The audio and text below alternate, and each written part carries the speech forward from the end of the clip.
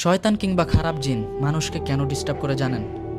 কারণ এই শয়তান কিংবা খারাপ জিন তারা চায় একজন মুমিন বান্দা, অর্থাৎ যে মুমিন বান্দা 5 ওয়াক্ত নামাজ পড়ে এবং মহান আল্লাহ তাআলাকে স্মরণ করে, তার এই নামাজ, কোরআন পড়া, তারপর মহান আল্লাহ তাআলাকে স্মরণ করা, আরও অন্যান্য যাবতীয় যে ভালো কাজগুলো আছে সেগুলো থেকে যেন তাকে বিরত রাখতে পারে।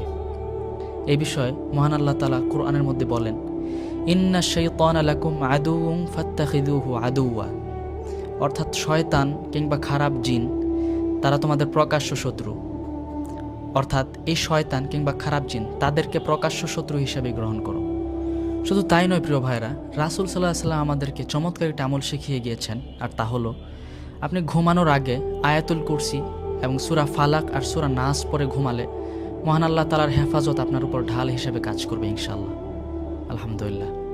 সুতরাং ভয় নয়,